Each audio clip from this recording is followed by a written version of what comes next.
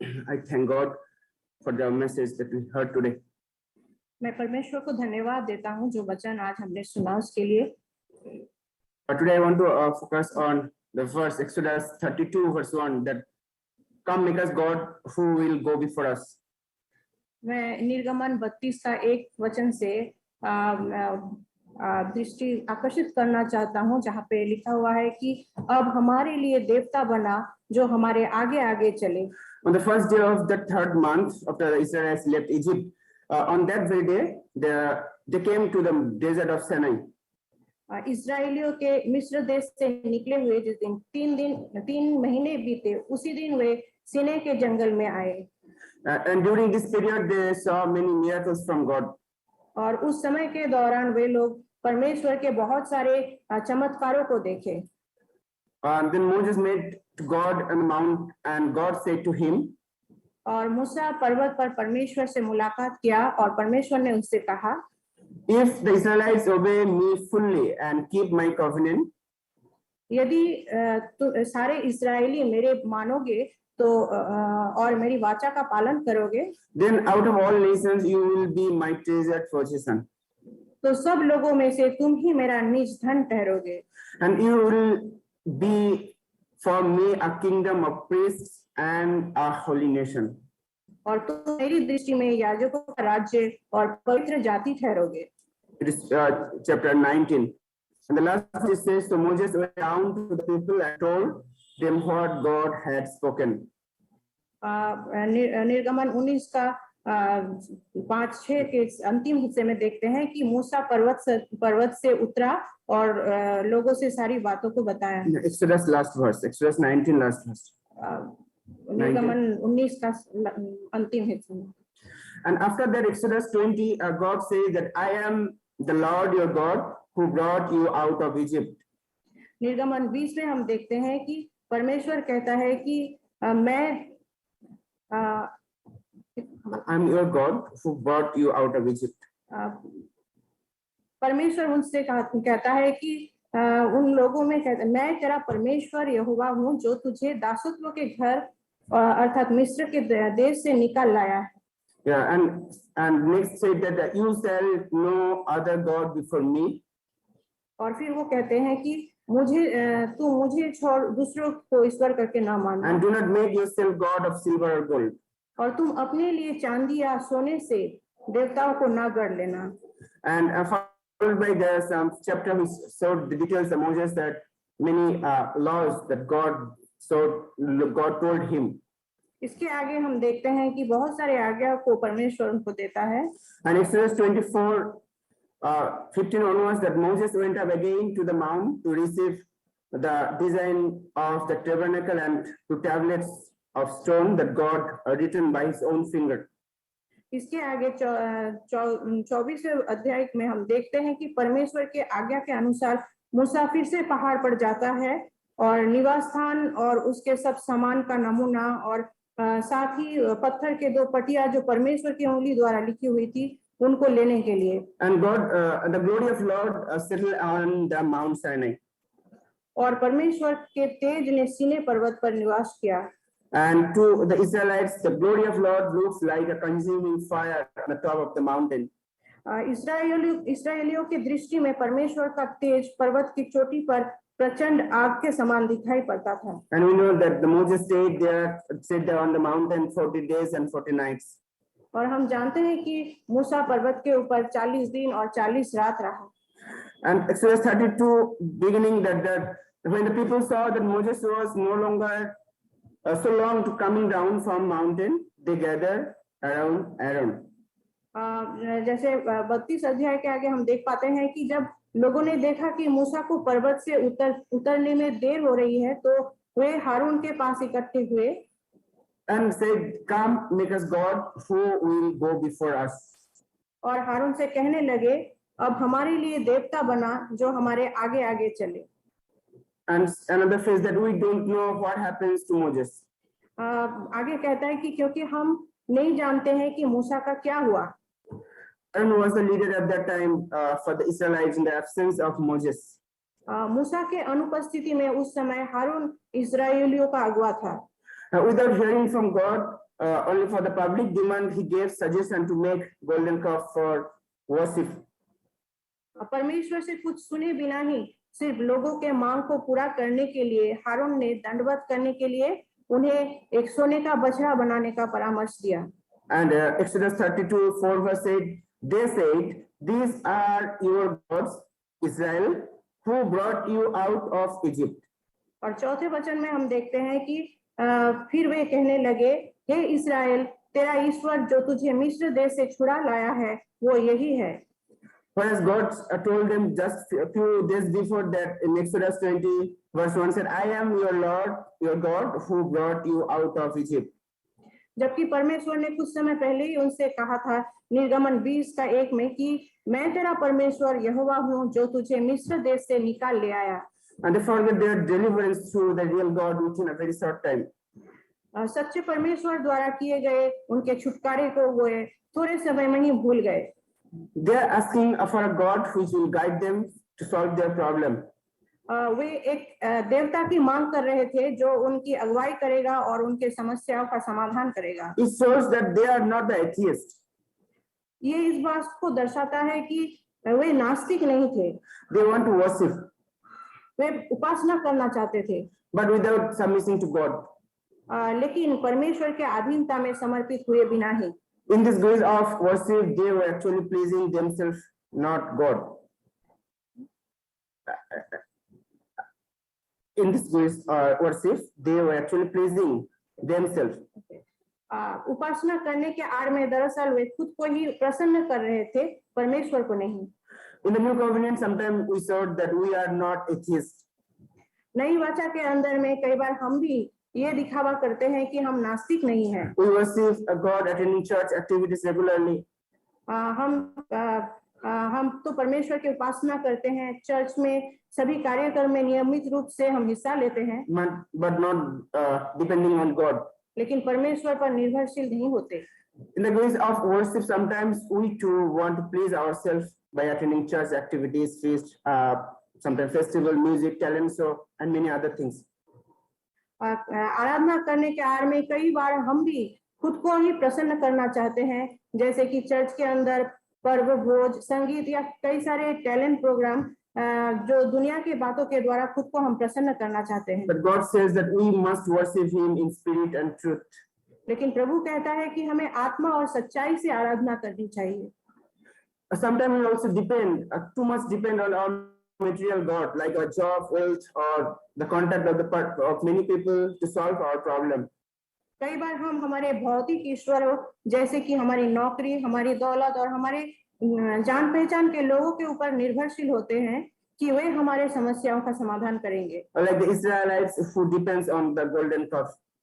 जैसे कि इस्राएलियों ने उस सोने के बछड़े के ऊपर भरोसा किया। The word of God says that trust on the Lord with all your heart and lean not on your own understanding.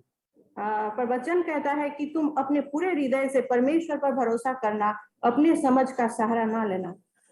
When Moses was involved to know the God's will for the future direction, जब मूसा आगे के दिनों के लिए परमेश्वर के निर्देशों को सुनने में व्यस्त था, the large number of Israelites were busy to enjoy in the form of the idol.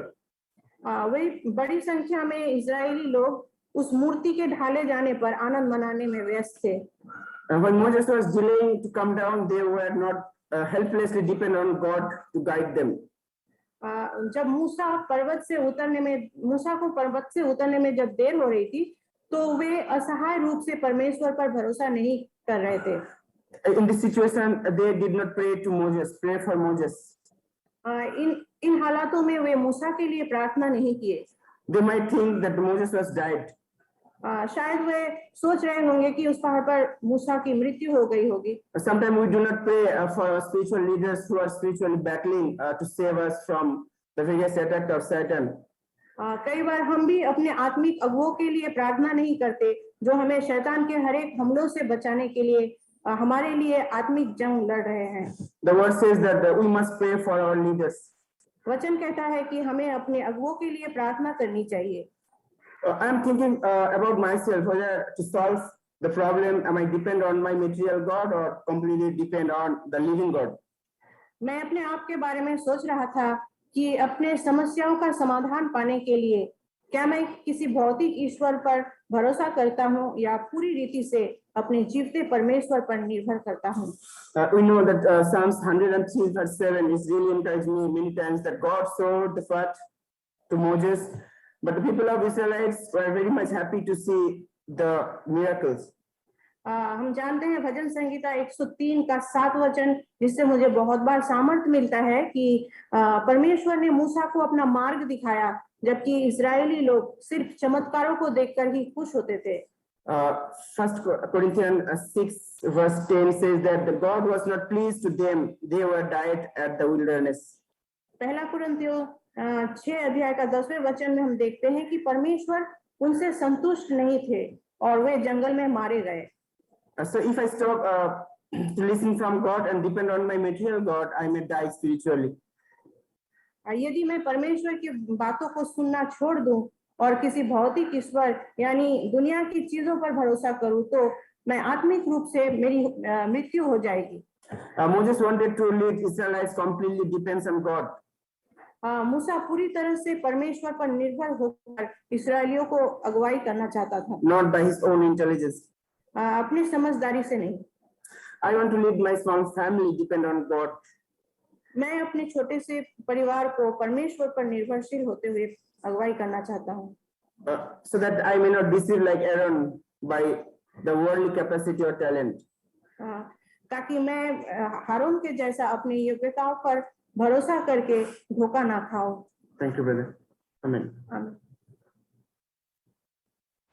Something which we heard about taking up the cross और क्रूस उठाने के बारे में जो हमने सुना, and about dying to our self life, अपने स्वयं के जीवन के बारे में, मरने के बारे में।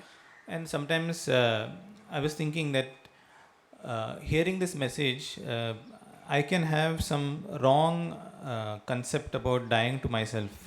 और ये संदेश को बार बार सुनने से एक गलत प्रकार की मनोधारणा मेरे अंदर हो सकता है अपने स्वयं के बारे में, मरने के संबंध में। See, even dying to ourself is not in our own, is not in my own ability. और अपने स्वयं के खुद ही के लिए मरना ये मेरी खुद की योग्यता में होकर मैं नहीं कर सकता। Because the word says that by the Spirit put to death the deeds of the body. क्योंकि वचन कहता है कि पवित्र आत्मा के द्वारा शरीर के कामों को हमको नाश करना है। So many times what happens is sometimes we try to die to ourselves. और कई बार हम अपने स्वयं के जीवन के मरने के लिए प्रयास करते हैं। But that is just an acting, but really inside it is not happening. लेकिन वो तो एक दिखावा है, लेकिन वो भीतर सच में नहीं हो रहा है। And I can keep quiet and stay silent, but inside it is all the other way around. वो मैं शांत रह सकता हूँ, लेकिन भीतर से वो पूरी तरह से एक अलग ही प्रकार है। Have I really asked God to help me to completely be at peace in that situation? और क्या मैंने सच में परमेश्वर से मांगा है कि उस हालात के अंदर पूरी तरह से उसकी शांति में मैं बना रहूं? The evidence of it will, the test comes when that situation is repeated again and again. और उसका सबूत ये होता है कि वो परिस्थिति बार-बार दोहराई जाती है। Sometimes a person says something to us and we don't react. और कोई व्यक्ति हमको कुछ कहता है और हम कुछ प्रतिक्रिया नहीं देते हैं। That same situation happens again after 1 or 2 days. एक और 2 दिन के बाद वापस वही परिस्थिति आती है। And we don't react. और वहाँ पर हम प्रतिक्रिया नहीं देते। And after 3 or 4, 5 or 6 instances, we suddenly react. और 4, 5, 6 ऐसी घटनाओं के बाद तुरंत हम वहाँ पर कुछ न कुछ बोलते हैं, प्रतिक्रिया देते हैं। Because we have not died even in the first situation. क्योंकि हम पहले जो हालात परिस्थिति थी वहाँ पर नहीं मरे हुए थे। And that's why it is just there's a difference between suppressing and putting it to death. और यहाँ पर अपने आप को दबा के रखना और वहाँ दूसरी तरफ अपने आप को मृत्यु के समान तैमाना, उन दोनों में अंतर है। It can be like a snake which I try to put a lid on that snake so that nobody sees it. और मैं उस सांप के समान उसको किसी में बंद कर उसके ऊपर पूरी तरह से ढक्कन लगा दूं, हो सकता है ताकि और ना देख सके। And again if that I know that snake is inside, I'm just holding that lid tight. और मुझे पता है कि भीतर वो सांप है, उस ढक्कन को मैं बहुत ही जोर से शक्ति से पकड़े हुए हूँ। But God allows the situation that that snake comes out. परमेश्वर परिस्थिति की अनुमति देता है ताकि वो सांप जो है वो बाहर निकले। And when that comes out, we should not be discouraged. और जब वो बाहर निकलता है तो हमें निराश होने की जरूरत नहीं है, Because that is God's mercy that He allows that to come out. क्योंकि परमेश्वर अपनी दया में उसकी अनुमति देता है कि वो हमारे भीतर से बाहर निकले। And we acknowledge that and we confess our sins. और ताकि हम उसको मान ले और अपने पापों का अंगीकार And करें। again we say that, Lord, I want to die. और एक बार हम प्रभु से कहते हैं मैं प्रभु मरना चाहता I हूँ, want to learn the way of the cross. मैं उस क्रूस के मार्ग को सीखना I चाहता want to हूँ, submit myself to dying every day. और प्रतिदिन मृत्यु की समानता में आने के लिए अपने आप को समर्पित करना I'm चाहता not going to हूँ। give up just because I understood that something I was doing was not right. और क्योंकि मैंने ये बात को समझ लिया, जो मैं कर रहा था गलत कर रहा था, उसलिए मैं वहां से नहीं निकलना चाहता। And God will, if we keep on coming to Him, He will teach us the way. और यदि हम प्रतिदिन परमेश्वर के पास इसी प्रकार आएगा तो वो हमें सिखाते जाएगा।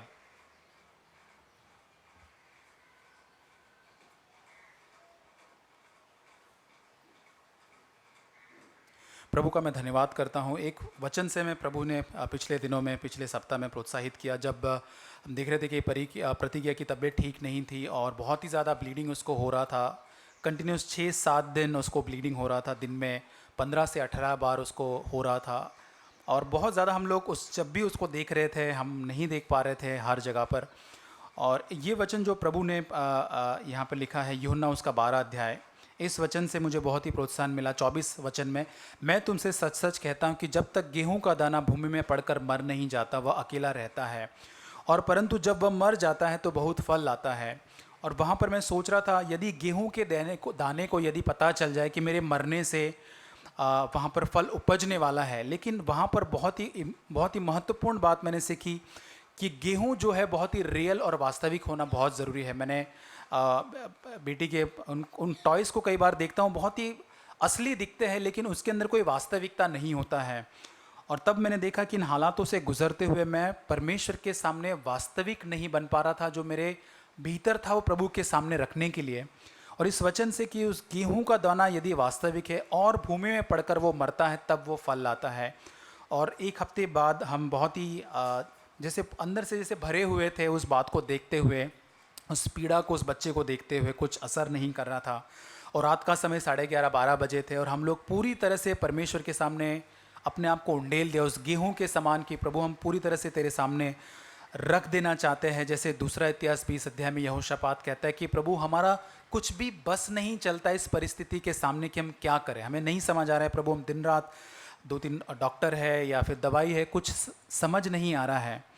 लेकिन उस समय प्रभु ने इस अनुभव से मुझे बहुत ही प्रोत्साहन किया कि परमेश्वर चाहता है कि जो मैं हूँ परमेश्वर के सामने खुले दिल से उसके सामने मैं रख दूँ कि प्रभु ये मेरी परिस्थिति है जिसके सामने मेरा कोई बस नहीं चलता है। प्रभु न मेरे पास कोई नियंत्रण है। हम दोनों ने इस बात को माना, प्रभु के सामने हम अपने आप को खोल कर रोकर प्रभु के सामने उस टूटेपन को बताया कि प्रभु यहाँ से आगे प्रभु हमारे पास कोई नियंत्रण नहीं है, ना हमारे पास कोई सहायता है। प्रभु हम तेरे हाथों में इस बात को सौंपते, इस गेहूं को पूरी तरह से उस मरने की समानता में लेकर आते हैं। प्रभु के सामने वास्तविक बनना, इस बात को मैंने इन दोनों वचनों से सीखा कि अपने अवस्था को लाकर रखना कि प्रभु ये जो मैं हूँ, ये मेरी प्रभु योग्यता है, ये मेरी सीमाएं हैं, मेरे लिमिटेशंस है प्रभु, यहाँ से आगे नहीं। पर प्रभु तब मैंने देखा कि प्रभु की सामर्थ कैसे उस निर्बलता में हमारे जीवन के अंदर प्रकाशित हुई। दूसरे ही दिन से हमने उसका देखा कि तुरंत उसके धीरे धीरे उसके बॉडी के अंदर हमने चेंजेस आना देखा।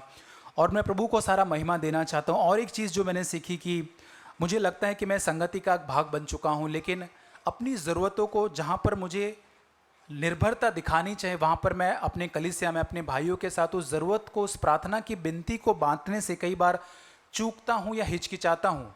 और वहाँ पर दिखता है कि मैं उस संगति का पूरी तरह से भाग नहीं बना हूँ। यदि मैं एक शरीर का पूरी तरह से भाग हूँ तो उसकी सहायता मांगने के लिए, उसको प्रार्थना की विनती देने के लिए मुझे बिल्कुल भी हिचकिचाहट नहीं होगी।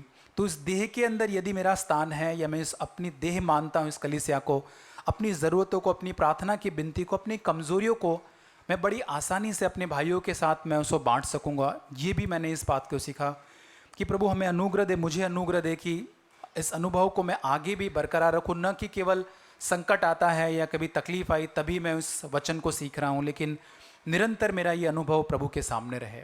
आमीन।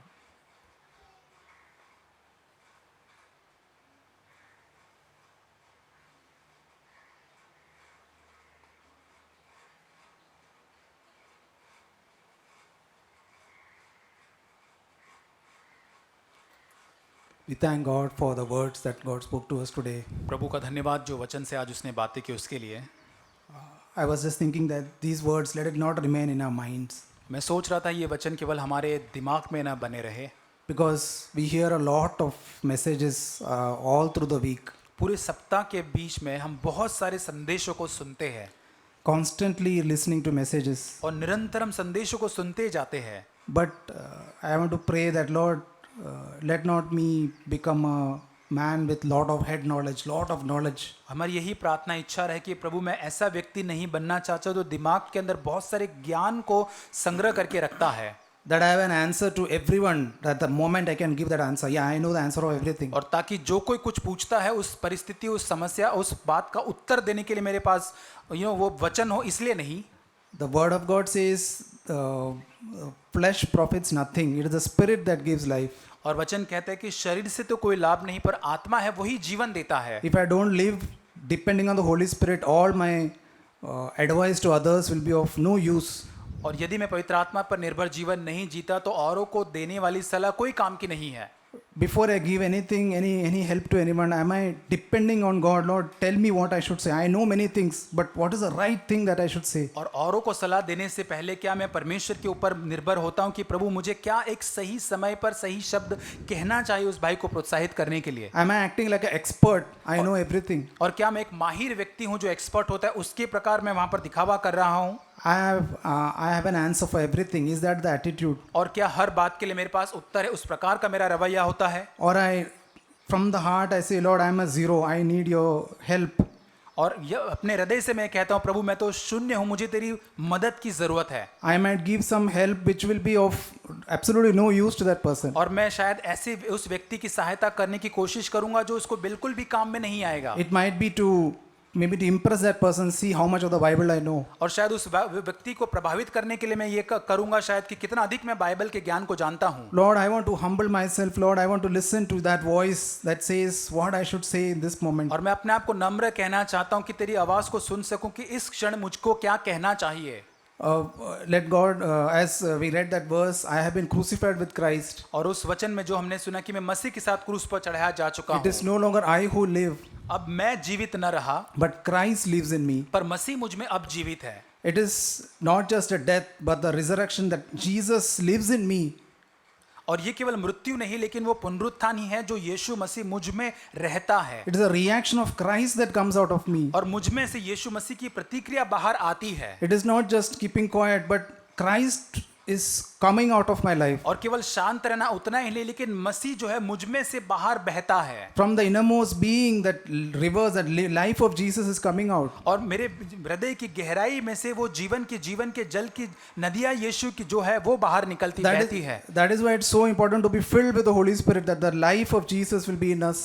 और इसलिए पवित्र आत्मा से भरे रहना कितना महत्वपूर्ण है ताकि यीशु मसीह का जीवन हमारे भीतर बना रहे। Because the Holy Spirit will show me Jesus every moment. और क्योंकि हर एक क्षण पवित्र आत्मा मुझे यीशु मसीह को दिखाएगा। And will show me how Jesus would react, and that will be my reaction. और कैसे पवित्र आत्मा मुझे दिखाएगा यीशु मसीह की प्रतिक्रिया क्या होगी और वही मेरा कार्य आगे होगा। It is not my own self effort. I just put to death with my own strength. और मैं अपने खुद के बल से अपने खुद के प्रयत्नों से खुद को मारने की या मरने की अवस्था में नहीं आता। It is depending on the Holy Spirit. Lord, I want to die in this situation. और पवित्र आत्मा पर पूरी तरह से निर्भर होकर कि प्रभु इस परिस्थिति में मैं मरना चाहता हूँ। And I want to not just die, but I want to. You will raise me up. It says God raised up Jesus. और केवल मरना नहीं चाहता लेकिन प्रभु तू जैसे यीशु मसीह को तूने मृत्यु में से उठाया जीवित करके। He will raise me up in every situation in my life. और हर एक परिस्थिति में मेरे जीवन में तू ही मुझको उठाएगा जीवित करके। There are some situations where there is no answer. Lord, I don't know what to do. प्रभु मेरे जीवन में हर एक कोई ऐसी परिस्थितियां होती है जहाँ कोई उत्तर नहीं होता, मुझे नहीं पता क्या करना चाहिए। But it's your promise, Lord, that you will raise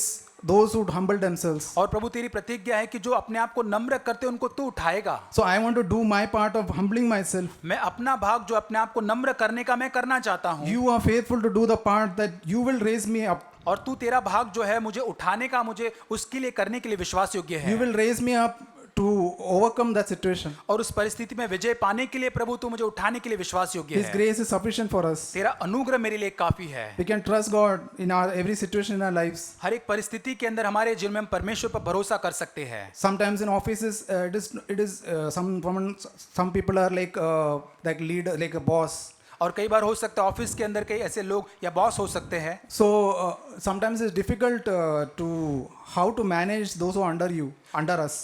और हमारे अंदर जो लोग, हमारे नीचे जो लोग हैं उनको मैनेज करना बहुत ही कठिन होता है कई बार। Sometimes they don't listen. कई बार वो सुनते नहीं हैं। What do I do? Do I just shout at them? और क्या तब मैं क्या करता हूँ, क्या मैं उनके ऊपर तुरंत चिल्लाता हूँ? Or do I cry, Lord, you only deal with situation. You will do a work in this situation. और क्या मैं अंदर से पुकारता हूँ, प्रभु तू ही इसके अंदर एक रास्ते को निकाल प्रभु। I don't have wisdom, Lord, you help me. प्रभु मेरे पास वो बुद्धि समझ नहीं, प्रभु तू मेरी सहायता कर। I want to humble myself and ask your grace in this situation. मैं अपने आप को नम्र करके प्रभु इस परिस्थिति में तेरा अनुग्रह मांगना चाहता हूँ। May God help us to live this life. प्रभु हमारी सहायता कर इस प्रकार का जीवन जीने के लिए। We'll pray. हम प्रार्थना करें। प्रभु हम धन्यवाद करते हैं इस समय के लिए प्रभु, धन्यवाद इन वचनों के लिए प्रभु, हमें दिखाने के लिए, एक मार्ग दिखाने के लिए कि प्रभु हम उस अंधकार में जीवन जीते हैं प्रभु। कई बार प्रभु उन प्रकाश को जानकर भी प्रभु उस अंधकार में जीवन जीते हैं, पर तेरे वचन से जो प्रकाश आया है प्रभु हमारे जीवन में उसके जीने के लिए हमारी मदद कर। आज प्रभु हम चाहते हैं कि हम अपना क्रूस उठाना चाहते हैं, हम अपने आप की इच्छा का इनकार करके प्रभु तेरे पीछे चलना चाहते हैं। हमारा मसीह जीवन कितना प्रभु परमेश्वर आगे बढ़ पाता प्रभु यदि हम ऐसा करना प्रतिदिन सीख पाते। हम पवित्र आत्मा की मदद को चाहते हैं प्रभु, हमारे घर में, हमारे खास कार्यस्थल पर प्रभु, हर जगह पर, कलीसिया में हम प्रभु पवित्र आत्मा की मदद से प्रभु उस अनुभव में आना चाहते हैं जहाँ पर प्रभु सच में यीशु का जीवन हमारे अंदर भरने पाए, ताकि हम पौलुस के समान कह सकते हैं कि अब मैं जीवित न रहा पर मसीह मुझ में जीवित है। प्रभु ये हमारी पुकार, ये हमारा जीवन और गवाही हर जगह पर होने पाए प्रभु। जहाँ कहीं हम जाते हैं कि मसीह अब नहीं प्रभु, मैं नहीं पर मसीह मुझ में है प्रभु, तेरी महिमा हमारे जीवन से होने पाए प्रभु। ये केवल एक प्रभु हमारे भावनाओं को बढ़ाने वाला वचन न बनने पाए, पर प्रभु होने दे हमारे जीवन के हर दिन में प्रभु, जहाँ कहीं हम प्रलोभित होते हैं, टेम्पटेशन में आते हैं, हम इस वचन के आधार पर जीवन जीना चाहते हैं। हमारी मदद कर इस आने वाले सप्ताह के अंदर इस वचन के अनुसार जीवन जीने के लिए प्रभु, एक ऐसी कलीसिया बन सके प्रभु जहाँ पर एक सच्ची संगति है प्रभु परमेश्वर, जहाँ पर हम अपने जीवन में जान सके कि हमें मसीह ने चुना है संगति का भाग बनने के लिए प्रभु। धन्यवाद यीशु के नाम से मांगते हैं, आमीन।